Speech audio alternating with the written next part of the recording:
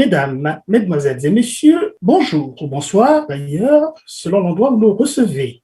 Merci de suivre les émissions de TLR TV. Ici Georges Gomard pour vous présenter Perspective et Prospective, le Congo, la Renaissance. Le dimanche passé, nous avons eu le bonheur d'accueillir à notre plateau M. Alphonse Maboussou. M. Alphonse Maboussou est consultant et expert dans les affaires pétrolières et minières.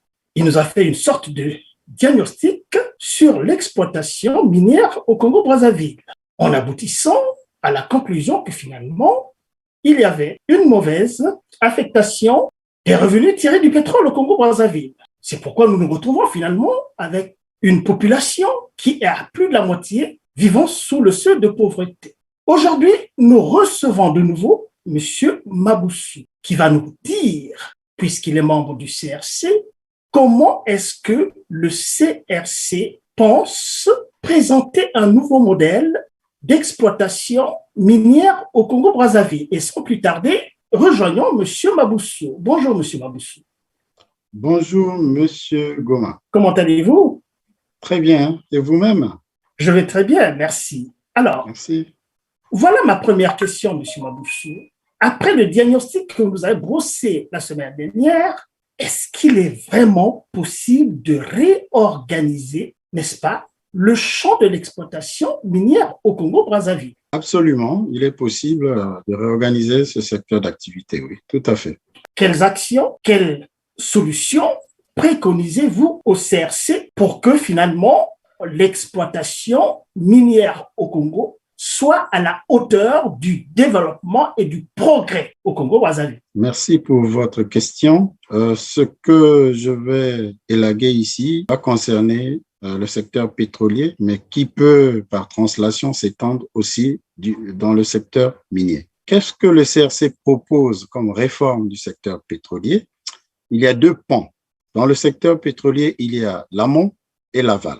Je vais vous présenter de façon synoptique les réformes à mener au niveau du secteur amont et plus tard, je vous apporterai donc les réformes à mener au niveau aval. Donc, sous la tutelle du ministère des Hydrocarbures, les réformes à mener au niveau de l'amont pétrolier consisteront à, premièrement, en la création d'une agence congolaise des pétroles, gaz et biocarburants, qui sera le gendarme des domaines miniers que regorge le Congo. Donc, cette agence se placera au-dessus de toutes les sociétés pétrolières qui exerceront ou qui exercent au Congo, y compris la société nationale, qui est chargée de l'exploration et de la production. Donc, cette agence va être chargée de promouvoir les bassins sédimentaires congolais, de les valoriser, de découper les blocs libres après les avoir évalués,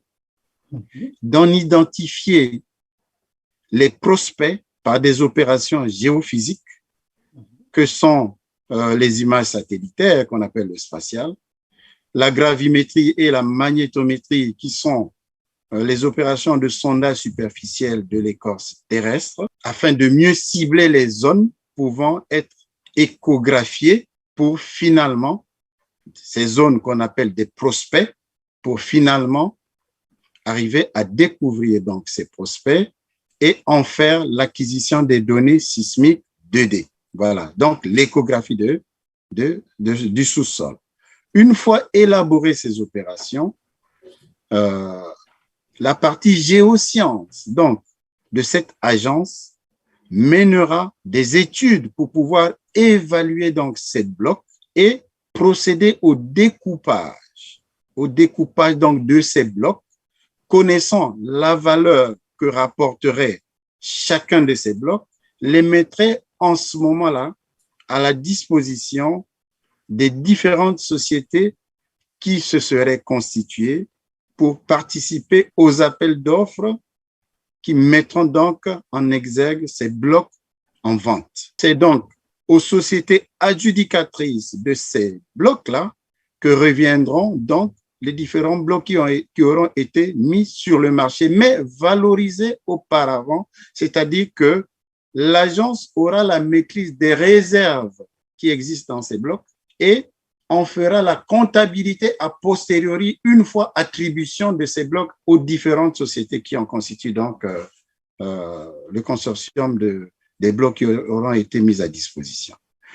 Et ensuite, c'est toute une littérature hein, par rapport à ce sujet, une banque de données patrimoniales, qui contiendra toutes les données générées par l'activité pétrolière au Congo, sera donc mise à disposition et en temps réel, y compris la cartographie géologique des différents domaines miniers au sein de cette agence.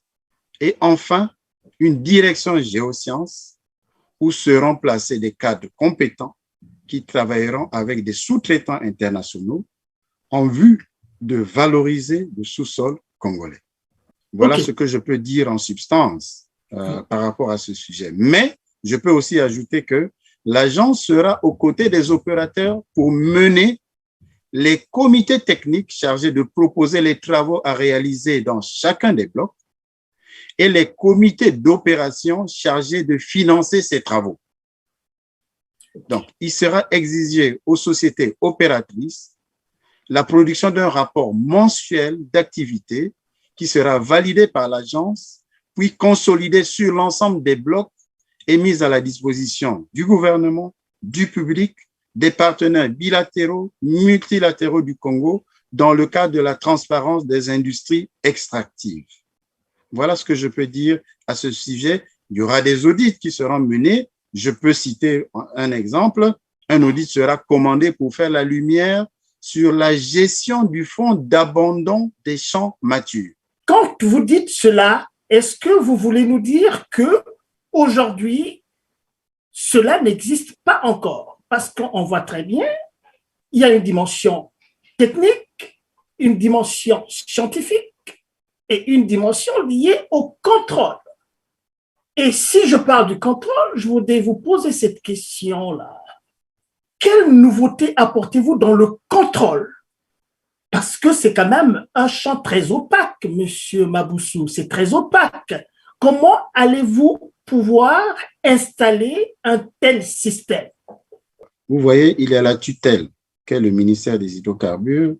Oui. Hier, il y avait donc la Société nationale des pétroles du Congo qui jouait le rôle et de gendarme et de société d'exploration et de production, avec son président directeur général qui était jugé parti, qui avait aussi sa société d'exploitation pétrolière. Vous voyez, nous voulons faire la lumière pour que les contrôles soient réalisés par une agence qui soit au-dessus de la mêlée, qui jouerait en ce moment-là pleinement son rôle, parce que les comités techniques et les comités d'opération étaient commandés par les opérateurs hier. Aujourd'hui, ces comités seront commandés par l'agence. Donc, il y aura comme obligation de résultat auprès des différentes sociétés qui vont explorer ou exploiter sur le sous-sol congolais. Voyez-vous? Oui. Donc, avec production systématique des rapports d'activité mensuels. Aujourd'hui, dans le cadre de la transparence, vous verrez que aucun rapport d'activité n'est mis à disposition. On ne sait pas ce que le Congo produit au mois. Et rien n'est mis à la disposition de quiconque. Vous irez sur le site de la SNPC ou sur le site du ministère des Hydrocarbures, vous n'aurez pas ces éléments. Oui, j'entends bien, M. Maboussou, j'entends bien ce que vous dites, mais ma question, je reviens sur ma question. Vous avez parlé de l'audit, j'ai parlé qu'il s'agissait quand même d'un champ très opaque. Je me souviendrai encore le président Pascal Lissouba qui disait qu'à l'époque, M. Taralo, il avait demandé la question que vous allez faire quand vous serez président. Il a parlé de l'audit, par exemple. Les gens sont très, très fébriles quand on parle de l'audit du pétrole au Congo. Vous avez vous-même parlé de la transparence. Et donc, ma question est de savoir comment allez-vous vous y prendre pour, n'est-ce pas, pouvoir faire ce que vous venez de dire là, dans un système qu'on sait qu'il est très opaque et qu'il faudra peut-être des moyens tout à fait particuliers pour changer là-dedans, que vous ayez la possibilité de faire ce que vous pensez faire, qui est louable d'ailleurs. Je ne sais pas si je me fais comprendre. C'est là un Congo nouveau qui naîtra, dans lequel des garde-fous seront placés au niveau de la transition et autres, pour permettre au Congo de prendre un nouvel élan et il sera expliqué à tous les partenaires économiques qui voudraient accompagner le Congo dans cette aventure économique de respecter les règles que le Congo aura auparavant édictées. Voyez-vous? Donc, les audits vont se réaliser au niveau de la société nationale pour chercher à comprendre exactement ce qui s'est fait de par le passé. Et nous allons commander aussi un audit sur la gestion des fonds d'abandon des champs matures. Parce que chaque fois que l'on produit, on met de côté de l'argent pour que le jour où on abandonne le champ pétrolier, qu'on soit en mesure de le démobiliser. Voyez-vous? Il ne faut pas que nous soyons comme surpris 50 ans après exploitation d'un champ, qu'on n'ait plus de fonds nécessaires à pouvoir démanteler une plateforme, par exemple,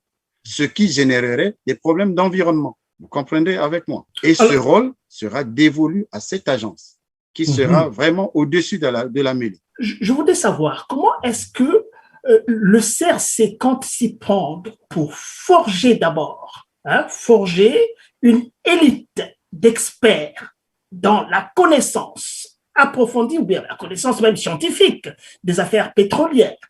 Et comment est-ce que le CRC compte installer également une main-d'œuvre congolaise suffisamment forte et aussi peut-être aussi un champ de la sous-traitance au Congo-Brazzaville, de sorte que les affaires pétrolières ne soient pas une enclave comme ça et que les affaires pétrolières puissent, n'est-ce pas, embrasser presque toute l'économie du Congo-Brazzaville. Nombreux sont les Congolais qui sont à l'extérieur et qui se déploient dans cette activité-là, dans ce secteur d'activité, qui sont désireux de vouloir retourner au Congo et apporter leur pierre à l'édifice. Malheureusement, les portes leur sont fermées.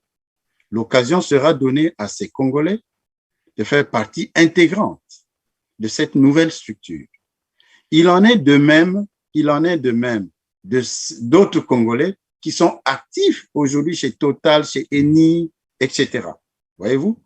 Mais qui vont certainement aller à la retraite, qui pourront encore rendre 5 ans durant pour apporter leur expertise. Le troisième pan serait donc effectivement la sous-traitance. On ouvrirait une brèche pour solliciter des sous-traitants à l'extérieur du Congo, qui viendraient en appui donc dans ce cadre-là. Maintenant, dans l'optique de la création d'une école de formation sur les métiers de pétrole et autres, mais aussi, oui, on aura de la matière grise à ce niveau-là. Donc, je veux comprendre que dans votre programme, la création d'une école de formation aux affaires minières d'une manière générale et peut-être aussi spécifiquement aux affaires pétrolières est bien en place. C'est cela qu'on va comprendre? Tout à fait.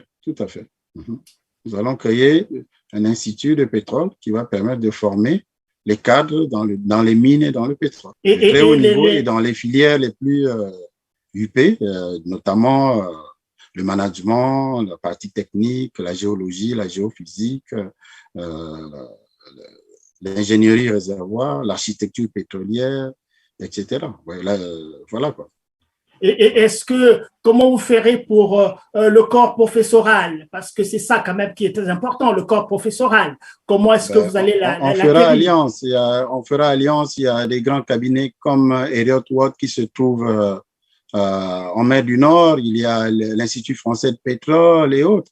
Et il y a aussi certains cadres qui étaient chez Total et Eni qui sont prêts à apporter leur expertise qu'on pourra utiliser, effectivement. On va diversifier les ressources et les gens seront en mesure. Et on signera aussi des partenariats avec ces États-là, ces sociétés-là ou ces écoles, ces grandes écoles pour effectivement apporter pour des échanges, voilà, des partages. Sous forme de petite provocation, peut-être pas vis-à-vis de vous, Monsieur Maboussou, pourquoi est-ce que, voilà, ça fait des décennies qu'on exploite le pétrole au Congo-Brazzaville, depuis les années 50, pratiquement les années 60. Comment se fait-il qu'on n'ait pas pensé, les élites en place n'aient pas pensé à cet institut de formation et que les Congolais sont obligés toujours d'aller à l'étranger, en France ou ailleurs, pour étudier les affaires pétrolières? Le Congo est le 3e producteur du pétrole, hein, soit dit en passant, en Afrique noire, et le 6e dans toute l'Afrique. Et membre de l'OPEP, soit dit en passant aussi. C'est question de volonté politique. Donc, je ne saurais vous donner les raisons d'un tel blocage, parce que je ne connais ni les tenants ni les aboutissants. Mais pour rester dans ma démarche, je vous ai apporté les réformes du secteur amont. Permettez-moi d'aller vers le secteur aval en ce moment-là pour que je sois complet. Oui, mais dans le secteur aval, donc, alors, qu'est-ce qu'on peut trouver? Au niveau du secteur aval, l'amont comprend donc l'exploration et la production, et l'aval comprend donc le transport, le raffinage et puis la commercialisation du brut. Voilà. Donc, à ce niveau-là aussi, il faudra former des cadres, de très haut niveau, qui vont faire du trading, c'est-à-dire la vente du brut sur la place internationale, notamment à Londres, à Genève, à Singapour et à Houston, aux États-Unis, pour la commercialisation effectivement du brut. Et ces traders congolais, dans un premier temps, pourraient être coachés par des grands traders qui sont connus sur le monde actuellement. L'objectif serait d'améliorer la décote de façon à ce que le Congo puisse réellement trouver son profit là-dedans et puisse déverser les flux qui auraient été générés par ces activités-là dans l'économie. Et à ce titre, je puis vous dire que la solution CRC consistera, une fois le brut vendu, de prendre plus ou moins les 2/3 de ce brut et de le retourner systématiquement au trésor public. Parce que dans l'autre tiers resterait overseas, parce que nous avons besoin de continuer à financer les activités pétrolières chez nous. Si l'État veut acheter une vanne ou acheter une pièce, nous n'allons pas reprendre les transactions bancaires du Congo vers l'Europe ou les États-Unis, mais plutôt prendre les fonds qui se trouvent déjà à l'extérieur, faire la transaction de façon à recevoir le produit systématiquement chez nous. Voilà pourquoi on ne prend pas les 100% du résultat de la vente, on prendra 75%, 60%. Donc, cet argent, une fois au Trésor public, sera placé dans les banques commerciales où le Trésor public a des comptes et dans des dépôts, des formes de dépôts à terme, à très court terme, qui vont produire des intérêts, et ces intérêts vont permettre effectivement à l'État de les réutiliser dans les projets multiformes pour soutenir l'économie. Et je vous prends l'exemple du secteur informel. Nous avons plein de jeunes qui sont dans le secteur informel. Il va falloir les organiser demain. Pour les organiser, il faut déjà les recenser. Une fois les avoir recensés, il faut leur apporter le support nécessaire. Le support, c'est quoi? C'est le crédit. Donc, imaginez une sorte de franchise, par exemple, dans le commerce, où on mettra à la disposition d'un individu, d'un groupe d'individus ou d'une famille, par exemple, un commerce, qui serait achalandé et qui serait construit d'abord, ce commerce, et achalandé avec les denrées que ce Congolais mettra à la disposition de la population.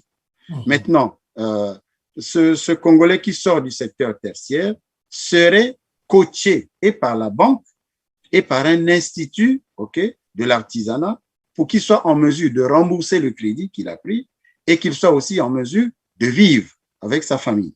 Voilà. Donc, dans le cas de la transversalité, il y a d'autres solutions qui viendront, notamment le logement et autres, le logement social qu'on mettra à la disposition des familles, pour que ces Congolais puissent trouver toute leur place dans la gestion du Congo de demain. En rapport avec ce que vous venez de dire, mais avant de vous poser ma question, à suivre le raisonnement qui est le vôtre, vous avez parlé de l'amont et de l'aval. Vous me direz si je comprends mal, l'amont, c'est l'exploration et la production. Voilà. Et l'aval, c'est tout ce qui est du trading.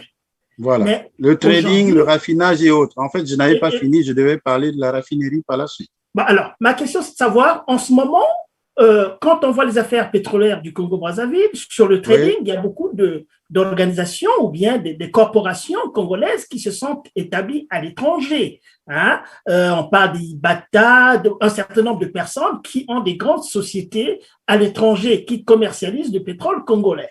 Et on a comme l'impression, quand on voit la presse, ce pétrole-là se dilue, n'est-ce pas, dans les paradis fiscaux. Est-ce que dans l'approche qui est la vôtre, en mettant l'accent sur cet amont et cet aval bien articulé, ça permettra de garder des valeurs au Congo-Brazzaville? Bien sûr que oui. Le secteur aval va regorger des Congolais, donc une société congolaise qui va donc vendre le pétrole. De par le passé, il y a eu une expérience qui a fait, il y a eu un fiasco, disons, avec Monsieur Denis Christès Sassou Nguesso, qui était directeur de l'aval pétrolier. Ils avaient un bureau à Londres. S'ils étaient professionnels, ils auraient pu faire bon vent.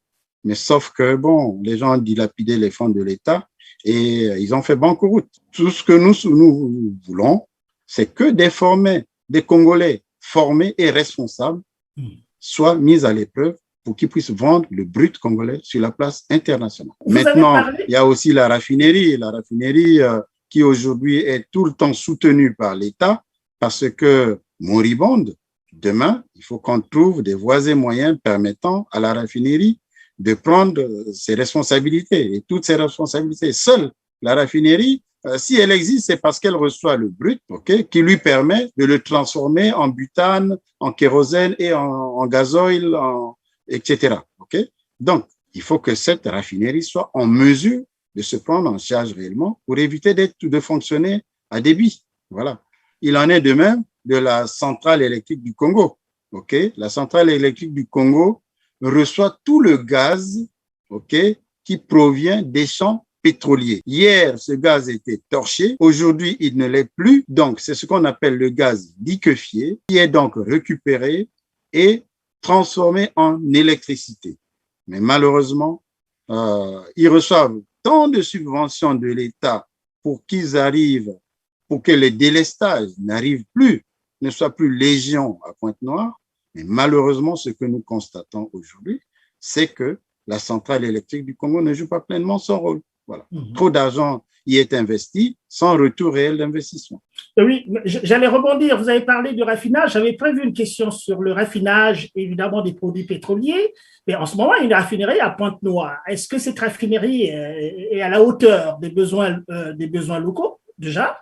Est-ce que quand le CRC, dans la perspective du CRC, est-ce que vous pensez à construire des raffineries qui puissent non seulement remplir les besoins nationaux, mais aussi au niveau de la sous-région, par exemple? Il est possible d'avoir une deuxième raffinerie parce que les quantités que fournissent la raffinerie actuelle ne suffisent plus et puis elle est aussi vétuste. Voilà. Mais on veut quand même la conserver parce que ça peut aider à régler les problèmes locaux, mais nous sommes disposés à vendre les produits finis à nos amis de la sous-région, pourvu que nous ayons une raffinerie digne, pouvant répondre à un tel besoin et aussi faire réellement une étude de faisabilité dans ce domaine pour qu'on en soit en mesure de mesurer l'adéquation retour investissement. Vous avez parlé des jeunes éventuellement dans la perspective du CRC qui va étendre, n'est-ce pas, ce champ de l'exploitation du pétrole de sorte que beaucoup de jeunes Congolais puissent avoir à être employés dans cette industrie.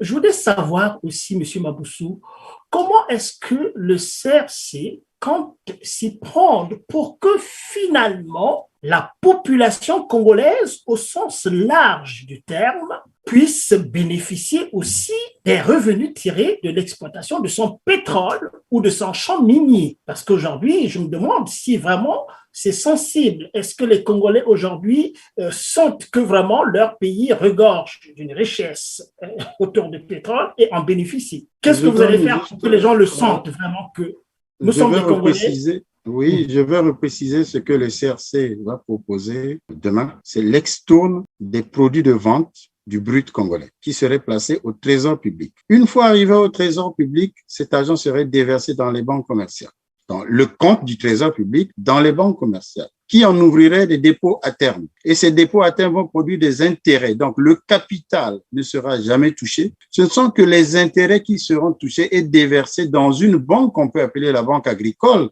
et de l'industrie qui soutiendra aussi les métiers de l'artisanat et qui apportera du crédit aux Congolais dans le domaine de l'agriculture, de l'élevage, du commerce, des transports, de la logistique et autres. Les gens seraient accompagnés, mais avec dans une dynamique de coaching, de compagnonnage, je dirais, de compagnonnage. C'est encore mieux.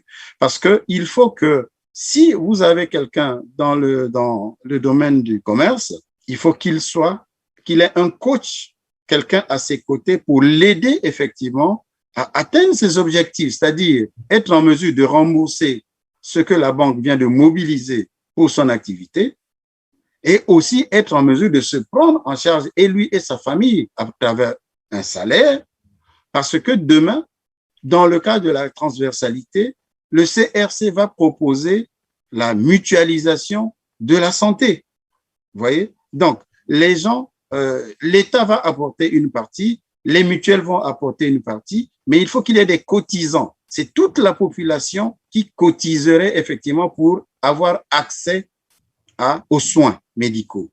Donc, les cliniques, les hôpitaux qui vont être construits ça et là vont avoir du répondant parce que les Congolais seront pris au même pied d'égalité. Plus personne ne brandira de l'argent comme pour aller se faire soigner, mais plutôt ce serait une carte où il y aurait toutes les références de la personne, okay, pour que la personne puisse recevoir les soins appropriés. Et à ce sujet, je vous dirais même que le CRC va innover quelque chose que nous appelons, qu'on appelle dans le domaine de la santé, le NIP-NEP. Le NIP, c'est quoi? C'est un identifiant unique pour chaque malade, ok? Et des identifiants chaque fois qu'il se présente pour recevoir des soins.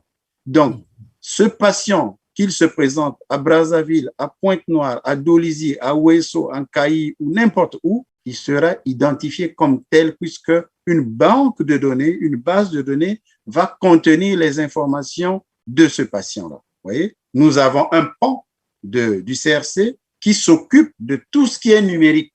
Le moment venu viendra où des présentations vous seront faites à ce sujet pour que vous compreniez aussi la direction que le CRC veut prendre pour arrimer le Congo au niveau international de façon à ce que le Congo trouve tout son plein développement. À vous entendre, monsieur Maboussou, on voit bien le système actuel est comme confronté à un défi, le défi de l'intégration des revenus tirés du pétrole dans un ensemble de programmes qui sont liés au développement local, par exemple. Là, vous venez de dire des choses peut-être qui ne sont pas faites encore aujourd'hui. Comment pensez-vous conserver la paternité des idées que vous exposez là? Dans les plans de développement que le gouvernement congolais a proposés, il n'y a pas ces sujets déjà. Donc, s'ils peuvent rattraper tous le retard qu'ils ont causé de par leur propre faute, on dirait bravo. Mais il me semble qu'il y a des préalables aussi pour en arriver là. Il faut assainir les finances publiques, déjà. Vous avez Odjedj qui a mis des alertes pour que l'argent du Congo ne puisse pas passer par le circuit normal. S'il passe par le circuit normal, il sera intercepté. Donc, le gouvernement qui est là ne pourra pas régler les problèmes de transfert de fonds par mécanisme, par voie normale, déjà. Et en plus, nous avons besoin des fonds qui ont été planqués à l'extérieur pour effectivement démarrer un certain nombre d'activités. Mais qui doit les rendre? Ce sont ceux qui sont au pouvoir qui doivent rendre cet argent. Comment devraient-ils le rendre? Il y a deux formes. Ou l'on négocie avec eux, ou le peuple leur demande des comptes pour qu'ils puissent le rendre. Et en ce moment-là, c'est au peuple de prendre ses responsabilités. Voilà. Bon, alors, on comprend très bien l'approche du CRC dans ce nouveau modèle, parce que finalement, c'est un nouveau modèle que vous présentez aux Congolais, et puis aussi la démarche pédagogique qui est la vôtre. Je pense que vous vous adressez au peuple congolais aussi quand vous présentez cette approche-là. Tout à fait. La première raffinerie du pétrole, figurez-vous, c'est Marien Ngouabi qui l'avait mise en place au Congo-Brazzaville. Et on a été quand même assez étonnés de voir que malgré la présence d'une raffinerie et que les populations congolaises soient toujours parfois à court de produits pétroliers. Qu'est-ce que vous, au niveau du CRC, vous comptez faire pour que les Congolais soient autosuffisants en produits pétroliers? Les problèmes qui minent le bon fonctionnement de la raffinerie au Congo, c'est la mauvaise gestion. Les gens confondent les caisses de l'entreprise, l'argent de l'entreprise à leur propre fonds. Voilà. Donc, l'argent est dilapidé, ce qui fait que la raffinerie fonctionne mal. Déjà, quand une société vous prête le brut, il faut que vous soyez en mesure de rembourser le brut. Il fut un temps où une bouteille de gaz coûtait 5200 francs CFA. 5200 francs avec 2500 francs de charge, toute taxe comprise. Le reste, c'était le bénéfice de la raffinerie. Mais et les charges et le bénéfice, et il se retrouvait encore en crédit. La raffinerie est tombée quasiment en ruine. Vous voyez? Donc, c'est une question de gestion. Avec les garde-fous que se propose de mettre en place le CRC, je peux vous garantir que les cadres qui seront placés dans ces différentes administrations seront tenus d'apporter des résultats et des indicateurs de contrôle seront mis pour qu'on n'attende pas que le creuset soit énorme avant de prendre les grandes décisions, c'est-à-dire de virer la personne qui serait à l'origine des malversations financières. À lui d'aller se rendre ses comptes auprès de la justice. Voilà. La sphère de l'exploitation du pétrole est un champ très fébrile, très fébrile. Et on parle de plus en plus des risques liés à l'exploitation du pétrole et aussi à l'exploitation des autres minerais. La baisse des coûts de pétrole, le Congo vient de traverser une période très, très, très difficile, hein, depuis, je crois, 2014, je pense, la baisse des cours de pétrole. Mais il y a aussi des risques qui sont liés à le changement climatique. De plus en plus, on en parle. Alors, comment est-ce qu'au CRC, vous embrassez ces questions-là? Risque, exploitation de pétrole, baisse des coûts et aussi le changement climatique. Aujourd'hui, il y a beaucoup de pays qui commencent à fabriquer des voitures, par exemple, qui fonctionnent à l'électricité plutôt au pétrole ou au carburant. Alors, est-ce qu'il y a une vision à très long terme pour essayer de parer un peu à ces éventualités? Effectivement, lorsque j'ai parlé de la création d'une agence des pétroles, du gaz et des biocarburants, cela intègre effectivement les nouvelles technologies, les nouvelles, énergies, les nouvelles énergies. Voilà, donc un pont va être ouvert par rapport à cet aspect pour voir comment effectivement, en dehors du pétrole qui finira un jour, arriver à proposer d'autres solutions, des solutions alternatives au pétrole demain. Maintenant, c'est vrai, il y a des problèmes de cours qui fluctuent sur le marché international. Profitons de diversifier notre économie pendant que le prix du baril se porte bien. Voilà, pour que nous préparions demain et que ne soyons pas surpris demain. Les pays comme le Burkina Faso ne produisent pas de pétrole, mais ils marchent. Il y a l'eau, il y a l'électricité, il y a à manger. Et les gens mangent 3 repas par jour. Le Congo a l'eau, le soleil, la lune, vous voyez, les forêts vierges. Il faut bien que nous nous mobilisions pour que nous pensions secteur hors pétrole. Mais nous avons plein de pétrole et plein de minéraux. Continuons d'abord à les exploiter concomitamment avec la diversification de l'économie pour donner du travail aux jeunes et aussi dans le secteur informel qui, jusqu'à aujourd'hui, est incontrôlé. Alors que c'est un secteur qui peut apporter beaucoup de ressources à la République. Alors, donc concrètement, quels sont les domaines où on peut réinvestir les revenus du pétrole? On a entendu M. Sassou Nguesso dire après 2009 qu'on pouvait construire des industries Construire des industries, c'est une façon de diversifier aussi l'argent qu'on peut tirer du pétrole. Ce serait quelles industries, par exemple?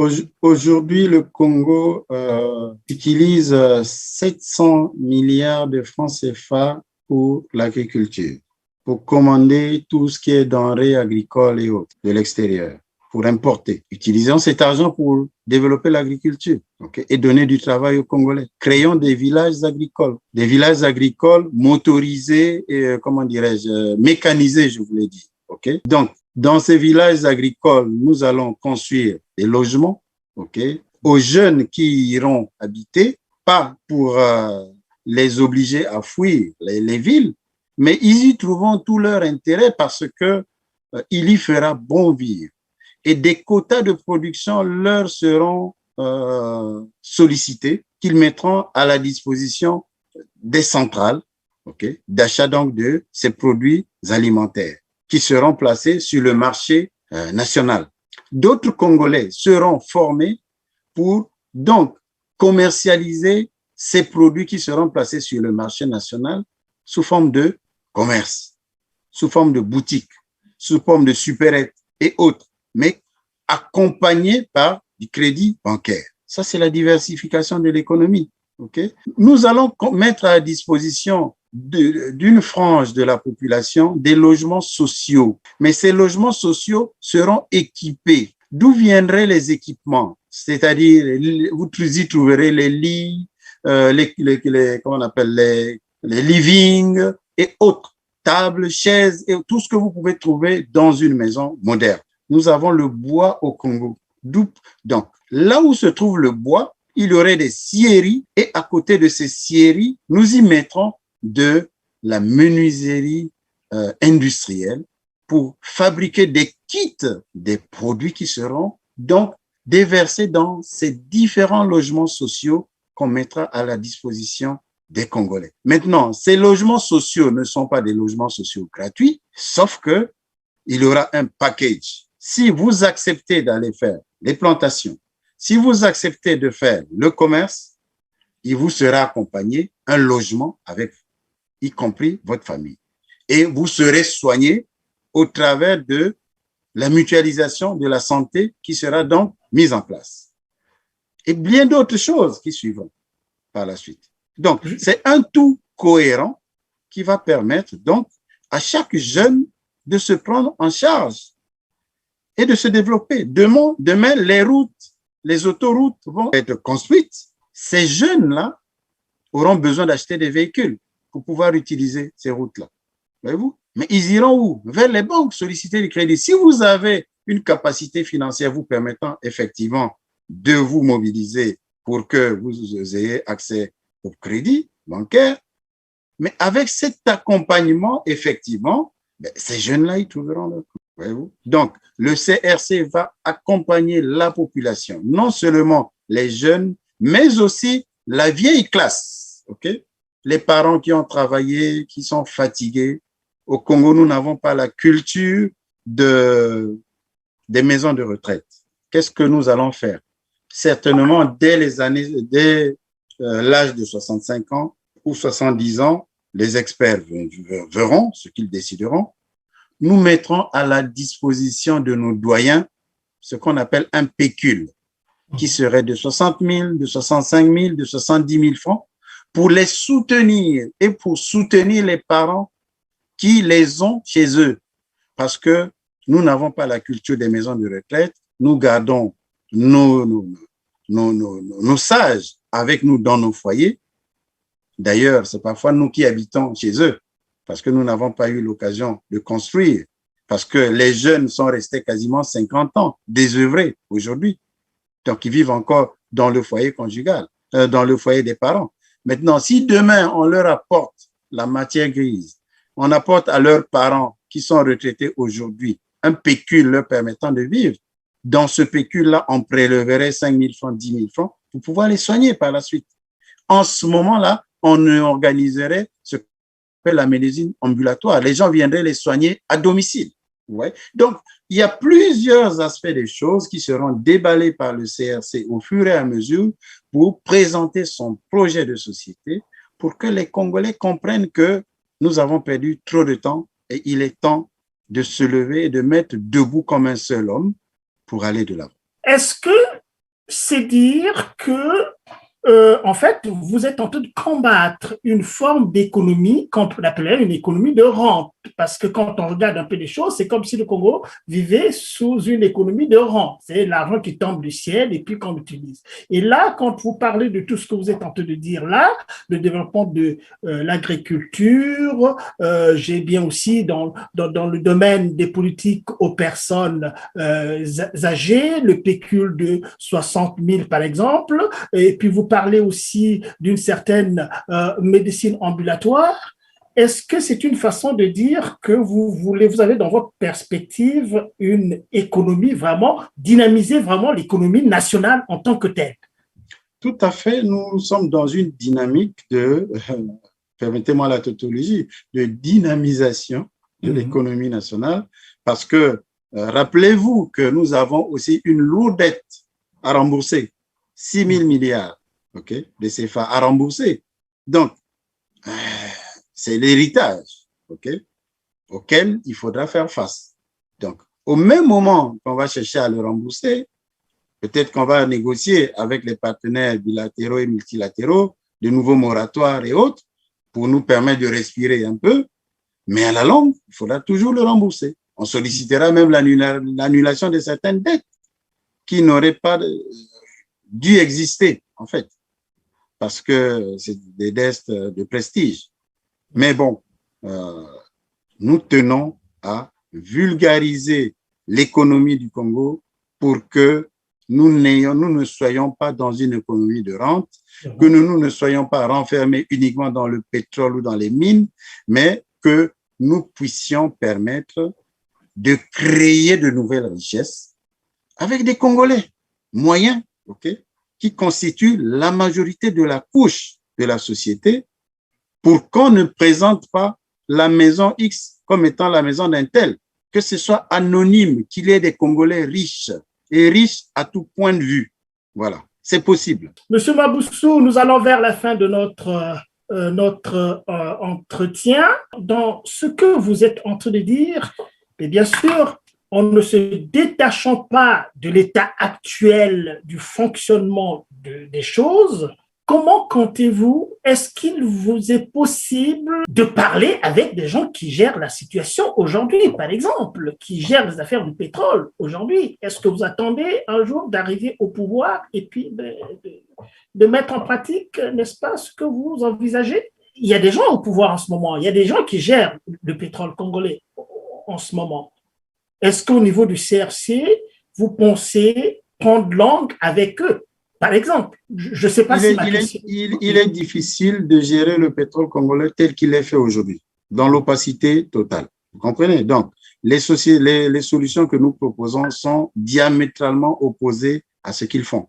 Ah, d'accord. Donc, s'il est question de négocier avec eux, à eux de prendre les solutions que nous proposons, parce que ce sont des solutions de souveraineté, ce sont des solutions que proposent les partenaires, ce sont des solutions qui permettent la transparence et autres. Il y en a pas 36 000 de toutes les façons. C'est la seule alternative qui existe pour que nous ayons une lisibilité sur le lendemain. Et n'oubliez pas que demain, il faudra penser à faire le recensement de la population, de l'habitat et des entreprises pour que nous ayons, avec toutes ces données statistiques, la possibilité de faire tous les scénarios macroéconomiques nous permettant effectivement de nous projeter sur le futur. Autrement, ce serait une navigation à vue comme aujourd'hui. Vous savez très bien, la première émission, vous avez bien dit qu'il y avait beaucoup d'opérateurs étrangers et qui, n'est-ce pas, exploitaient le sous-sol congolais et que ça a toujours été quand même aussi un grand problème. Comment est-ce que le CRC compte évidemment prendre langue avec ces opérateurs sur le plan international, de sorte que finalement l'exploitation du pétrole congolais soit du gagnant-gagnant? Nous avons l'intention, dans le cadre de la congolisation de l'activité pétrolière, d'ouvrir une brèche à tous les Congolais qui ont des capitaux et qui ont la volonté d'avancer. Parce que les Congolais qui ont été placés aujourd'hui, ils sont partis de zéro, comme les autres, qui pourront aussi le faire. Ils pourront partir de zéro, quitte à ce qu'ils soient accompagnés financièrement et autres. Donc, cela est toujours possible de permettre à certains Congolais d'intégrer ce secteur d'activité ou un groupe de Congolais de pouvoir intégrer ce secteur d'activité. Maintenant, tel que les contrats existent aujourd'hui, le Congo a toute sa place. Les sociétés étrangères ont la leur. Donc, à nous d'arriver à bien utiliser la part qui nous revient pour que le peuple puisse en tirer profit. Il n'y a pas autre chose. Les sociétés étrangères n'ont rien à voir dans notre gestion à nous. C'est à nous-mêmes de nous surpasser pour que nous soyons en mesure de proposer tout ce que nous venons de vous étaler tout à l'heure. Merci, Monsieur Maboussou, une fois de plus, d'avoir été avec nous sur ce plateau de TELER TV. On va remercier également les internautes qui nous ont suivis, qui commencent à avoir quand même aussi le plaisir de nous suivre. Nous allons remettre ça la semaine prochaine, puisque toujours dans la filiation, n'est-ce pas, des affaires liées au pétrole, vous avez évoqué aussi la ville de Pointe-Noire, qui est finalement la vitrine au Congo-Brazzaville en matière d'exploitation du pétrole. Et quand on regarde la ville de Pointe-Noire, et la sale mine, et peut-être qu'on va reprogrammer une émission la semaine prochaine pour essayer de voir un peu qu'est-ce qu'on peut faire pour que Pointe-Noire soit à la hauteur, n'est-ce pas, de la richesse qu'elle procure pour le développement du Congo-Brazzaville. Donc, il nous reste simplement à remercier nos chers internautes d'avoir été fidèles à TELER TV et nous nous retrouvons donc la semaine prochaine.